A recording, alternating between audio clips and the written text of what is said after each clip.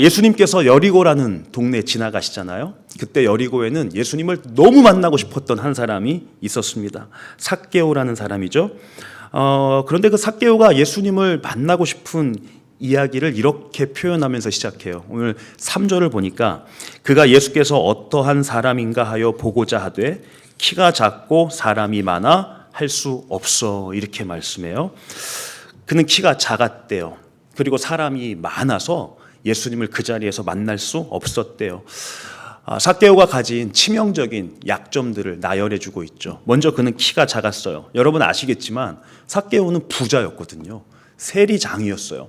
여리고에 있는 세리들의 대표였죠. 그러니까 꽤 잘 나가는 사람입니다. 그런 생각해보죠. 삭개오가 키가 작아서 어릴 때부터 놀림 많이 받았을 것 같아요. 지금도 키 작으면 조금 그렇잖아요. 그런데 이 당시에는 고대 사회잖아요. 그런데 키가 삭개오는 거의 장애인 수준으로 작았단 말이에요. 그러면 많은 사람들이 얼마나 삭개오를 무시하고 놀렸을까요? 아마 삭개오 생각했을 거예요. 내가 이 땅에서 사람답게 사는 방법은 돈 버는 것밖에 없어. 오늘날 많은 사람들이 그런 함정에 빠져 살 때가 있지 않습니까? 공부 열심히 했을 것 같고요. 뭔가 열심히 했을 것 같습니다. 돈 벌었잖아요. 세리장도 됐잖아요. 그러면 그래도 성공한 사람이잖아요. 그런데요, 삭개오가 아무리 노력하고 성공을 해도 해결하지 못하는 문제가 있었어요. 그거는 키 작은 문제예요. 이건 어떻게 안 돼요?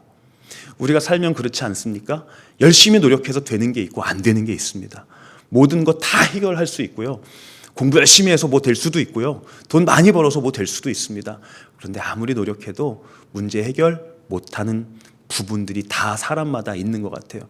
그래서 삭개오의 이야기는 우리 모두의 이야기가 아닌가 싶습니다.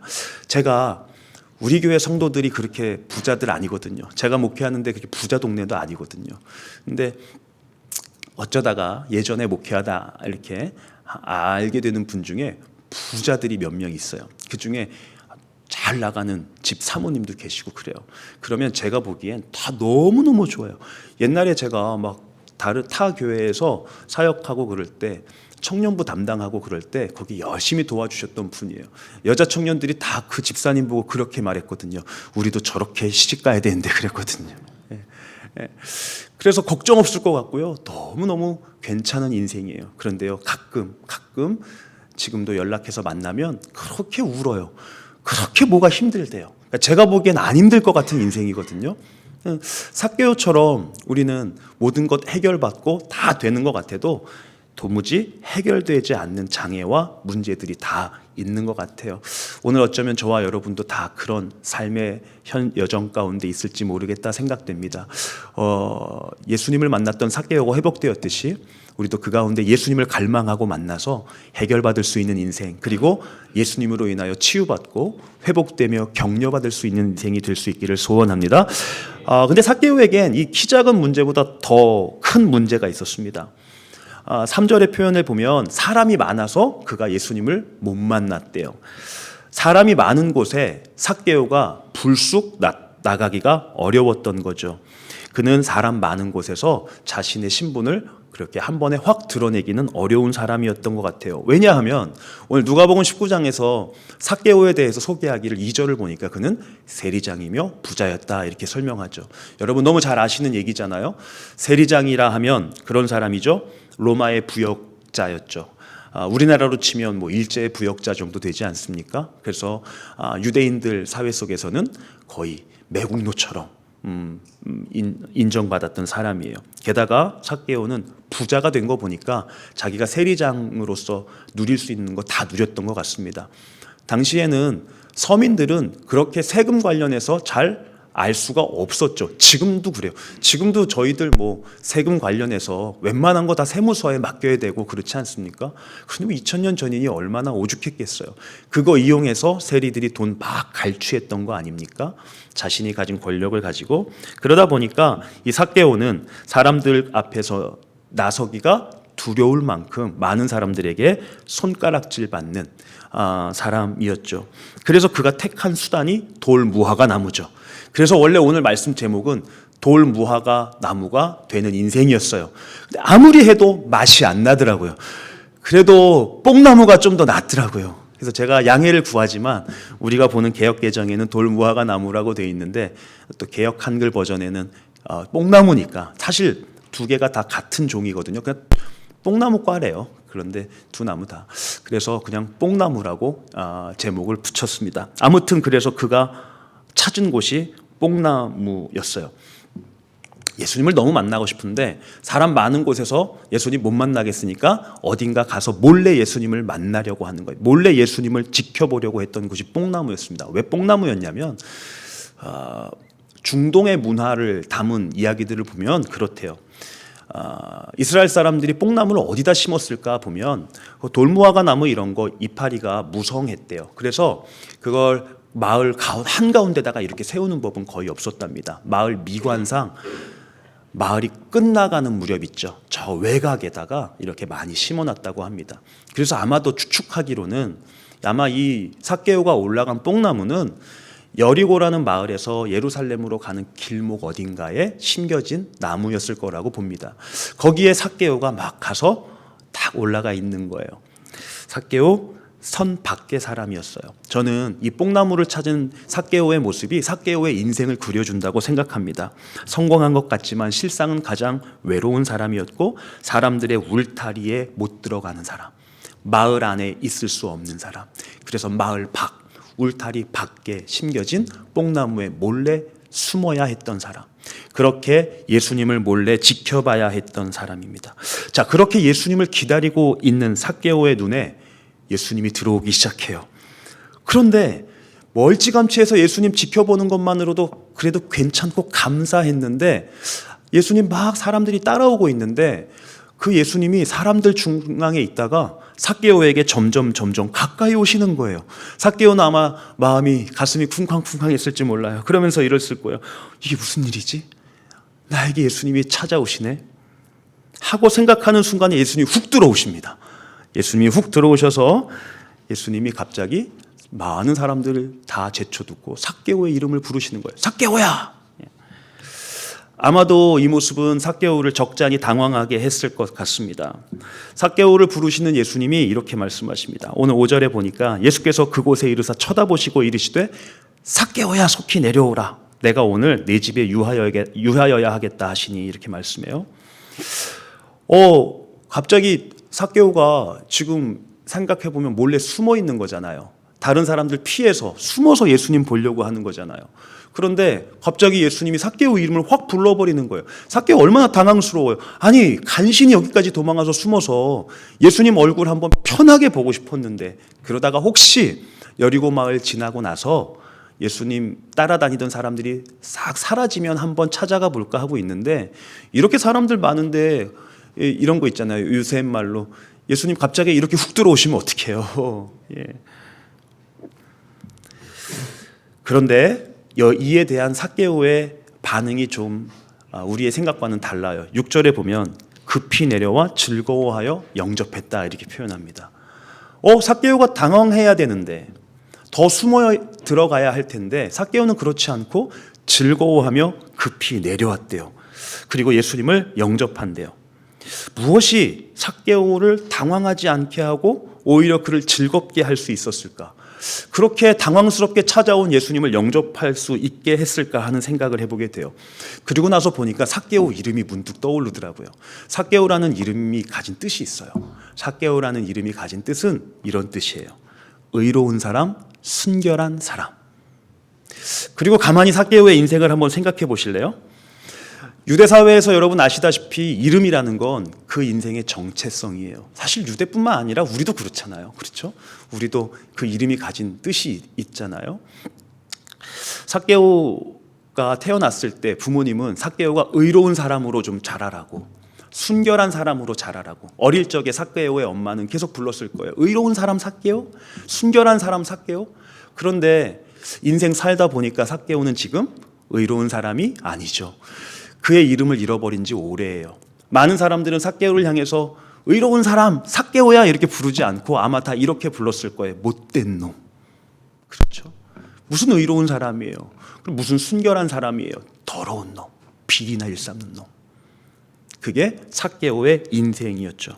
그렇게 해서 자기 자신도 잃어버렸던 자신의 이름, 자기도 내가 어떻게 살아야 하는지 잃어버렸던 인생의 가치, 자기도 잃어버렸던 어렸을 때 꿈꿨던 비전들, 인생이 어떻게 살아야 하는지 부모님한테 배웠던 거, 아니 더 나아가면 유대인이니까 하나님의 사람으로 어떻게 살아야 할지를 이미 알고 있었는데 다 잃어버렸던 사람 삭개오였습니다. 그런데 그 잃어버린 이름을 예수님이 찾아주시는 거예요.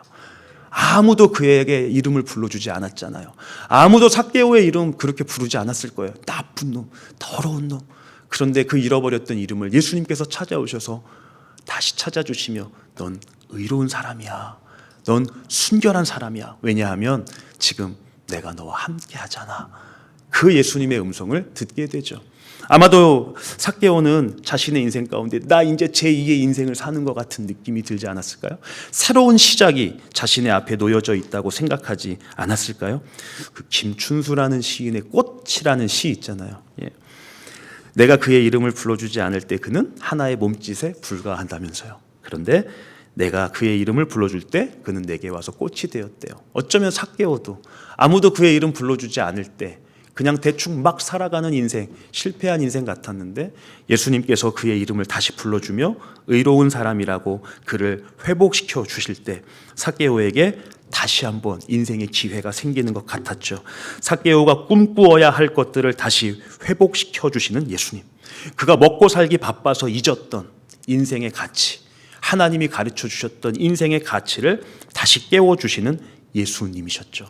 그 예수님을 만나자 삭개오는 가슴이 뛰기 시작했어요. 그래서 그는 당황하기보다는 너무 기쁘고 즐거워서 급히 내려왔습니다. 그리고 예수님은 그의 집에 유하겠다고 하시죠. 여러분, 우리가 주님을 만나면 생기는 인생의 변화가 있습니다. 우리가 살아갈 때 보통 그렇게 살죠. 내가 누구일까 생각해 보면 내가 아는 나의 모습도 있고 남이 보는 나의 모습도 있습니다. 거의 사람은 이거 두 가지 중에 하나 붙잡고 살아간답니다. 그런데 내가 보는 나의 모습도 집에 가서 가만히 자기 전에 내 인생을 가만히 생각해 보면 부끄러운 것만 생각나서 이불 걷어 차다가 잠드는 것 같고요. 남이 보는 내 모습을 생각해 보더라도 우리나라 옛말에 그런 거 있잖아요. 저는 그게 진리라고 생각하는데요. 3명만 있어도 화장실 가면 안 된대요. 그래서 아까도 이렇게 들어오면서 우리 국장님이 화장실 가셔야죠. 그래서 안 갈 건데요. 그리고 그냥 바로 들어왔습니다. 세 사람만 모여 있다가 한 사람 비면 그 사람 욕하는 게 그쵸? 우리네 삶이라고 말합니다. 그래서 남이 보는 나도 그렇게 좋은 것만 보는 것 같진 않아요. 마지막엔 그렇잖아요. 김 집사님 되게 예뻐. 그럼 옆에서 예쁘지. 그런데 성질이 더럽잖아. 뭐 그렇게 나오는 거 아니에요? 그런데요, 그래서 남이 보는 나의 모습을 보더라도 사람은 항상 컴플렉스 속에서 자신의 연약함 때문에 힘겨워하며 살아갈 때가 있는데 우리가 주님 만나면 생기는 변화가 있죠. 제3의 시선을 만납니다.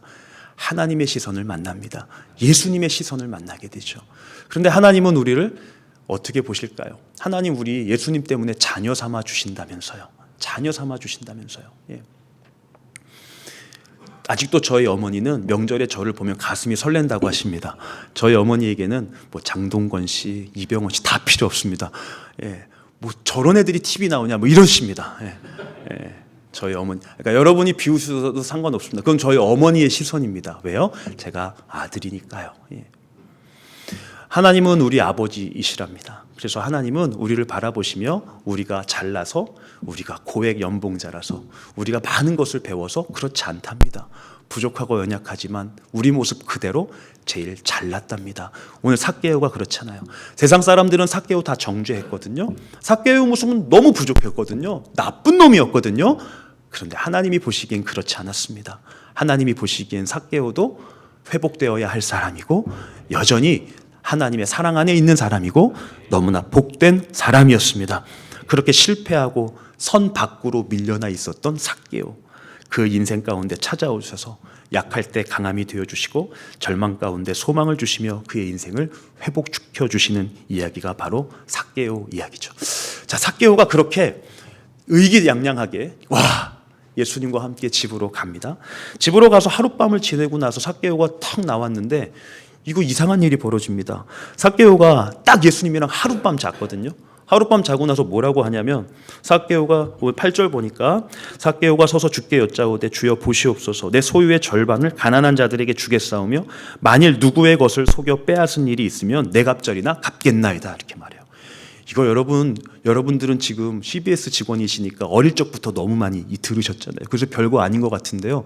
이거 우리 이야기로 대입시키면 이거 별거 아닌 게 아닙니다. 갑자기 여러분 아내가 여러분 남편이 막 이렇게 예배드리고 은혜 받아서 여보 우리 30평 아파트가 뭐가 필요해요. 15평으로 줄입시다. 그리고 이걸로 가난한 자를 돕고 하나님 앞에 다 드립시다. 여러분 그렇게 나온다 생각해 보세요. 이거 인생의 혁신 아닙니까? 아마 그런 얘기 들으면 교회 옮기자고 하실 분들도 꽤 있을 거고 도대체 목사님 무슨 얘기를 했냐 막 그렇잖아요. 이거 보통 일이 아닙니다. 그래서 제가 궁금해서 찾아봤어요. 도대체 삭개오랑 예수님이랑 하룻밤 사이에 무슨 일이 있었을까? 그런데 아무리 성경을 뒤져봐도 예수님이랑 삭개오가 집에서 하룻밤 사이에 무슨 일이 있었는지 안 나와요. 제가 추측해봐요. 만약에 중요한 일이 있었으면 썼을 거예요. 그렇잖아요. 인생을 변화시키는 예수님의 중요한 설교가 있든지 예수님의 가르침이 있든지 그랬으면 기록을 했을 텐데 누가가 기록을 안 해요. 다시 한번 깨달아요. 아, 교인들 설교로 변화되지 않는구나. 예, 그렇잖아요. 예. 이게 보니까 그렇더라고요. 예수님이 뭐 그런 말씀 하시지 않더라고요. 도대체 뭐지? 도대체 삭개오를 변화시킨 건 뭘까? 그런데 제가 찾아낸 건 이거였어요. 오늘 7절 보니까 이런 이야기가 있었어요. 뭇사람이 보고 수군거려 이르되 저가 죄인의 집에 유하러 들어갔도다 하더라. 예수님이 삭개오의 집에 들어가는 순간이거든요. 그때 어떤 일이 있었냐면 뭇사람이 보고 수군거렸대요. 그러면서 누구에게 손가락질하냐면 예수님께 손가락질합니다. 여러분 우리 한번 생각해 볼까요? 지금까지 사람들, 여리고 사람들은 누구에게 손가락질하고 있었죠? 누구를 비난하고 있었죠? 삭개오잖아요. 그런데 삭개오의 이름을 불러주시고 의로운 사람이라고 해주시고 너의 집에 내가 함께 가겠다라고 말씀하시며 예수님이 찾아오는 순간 삭개오를 향했던 비난과 삭개오를 향한 손가락질이 예수님께로 옮겨가더라고요. 이사야에서 하나님께서 우리에게 예수님을 보내주시면서 예수님에 대한 설명을 이렇게 하신 적이 있어요. 이사야서 53장에 보면 그가 찔림은 우리의 허물 때문이요 그가 상함은 우리의 죄악 때문이라. 그가 징계를 받음으로 우리는 평화를 누리고 그가 채찍에 맞음으로 우리는 나음을 받았도다. 아멘. 우리를 대신해서 화살 맞아주시고 세상의 비난과 채찍 온몸으로 받아주시는 예수님. 삭개오가 지금 그 예수님을 만나잖아요. 자기를 향해 있었던 모든 비난과 손가락질을 예수님이 자신에게로 돌리시면서 삭개오와 함께 유하시는 거예요. 삭개오네 집 가서 예수님 별말 안 하셨을 것 같아요. 야 이거 바닥 좋다 대리석이냐 뭐 이런 얘기 좀 하셨겠죠. 너네 집 진짜 부자네. 그런데 삭개오는요 예수님 만나서 무슨 이야기 나누고 뭐 이러기 전에요 자신의 이름을 불러주며 자신을 향했던 세상의 모든 비난들을 감내해 주시고 자신의 약점을 대신해서 다 십자가에 짊어지시고 가셨던 그 예수님을 만났기 때문에 그는 이미 자신의 인생을 바꿀 용의가 있었습니다. 그는 이미 자신의 인생을 모두 주님께 드릴 용의가 있었던 것입니다. 뽕나무, 삭개오가 사람들을 피해서 몰래 숨어 있었던 뽕나무, 바로 여기에서 이 모든 일이 다 일어났거든요. 저는 교회는 뽕나무라고 생각이 듭니다. 나의 한계 앞에서 예수님을 찾기 위해서 갈급한 마음으로 도망오는 곳, 사람들이 수고하고 무거운 짐진 거 다 가지고 그 다윗이 죄인들과 쫓기는 사람들과 함께 했던 곳이 아둘람 동굴이죠. 그 아둘람이라는 곳에서 그들이 회복해서 군사가 되어 나가죠. 전 교회는 그런 곳이라고 생각이 되더라고요. 그래서 도망 온 이들이 우리의 허물을 위해 찔리시고 우리의 죄악과 실패 때문에 상하신 예수님을 만나게 되어서 다시 군사로 거듭나는 곳. 전 그곳이 교회가 아닐까 생각됩니다.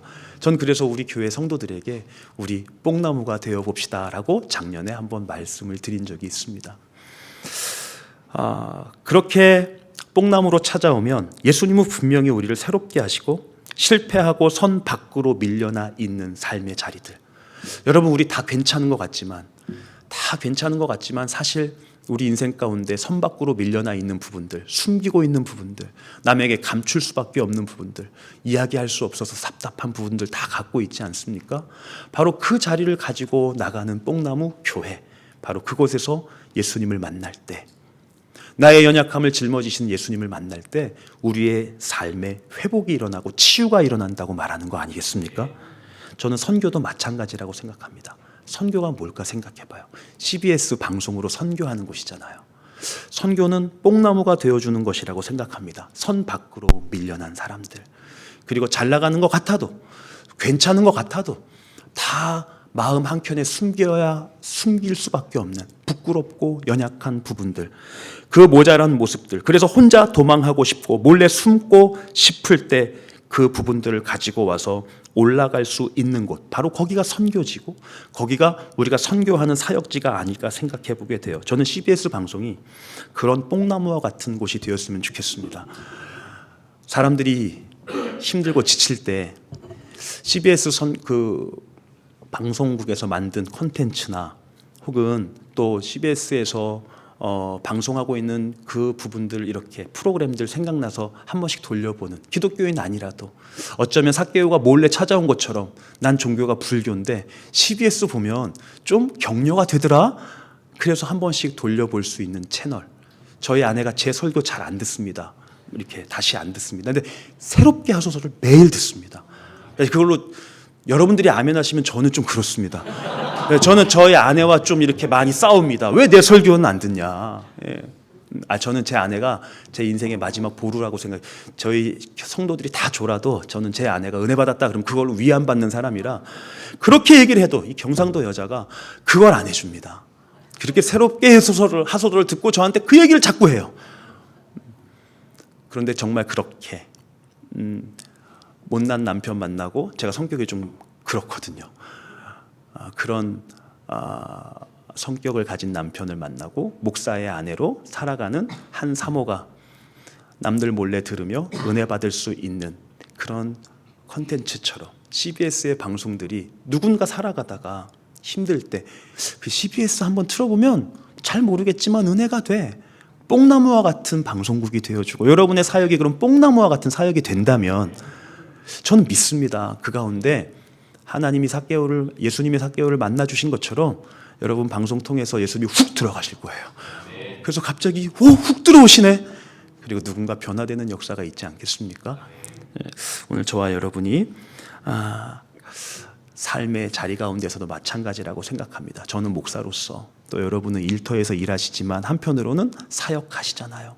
그 사역의 현장, 일터의 현장에서 삭개오가 찾았던 뽕나무와 같은 사람으로 살아가시며, 또 그런 사명을 감당하는 분이 되어주셔서 누군가 힘들고 어려울 때 여러분 찾아가든지, 혹은 여러분이 내 컨텐츠와 또 사명 감당하는 그 모습 속에 찾아와서 예수님을 훅 만날 수 있는 그런 삶, 또 그런 선교의 사역들이 이루어질 수 있기를 예수님의 이름으로 축복합니다.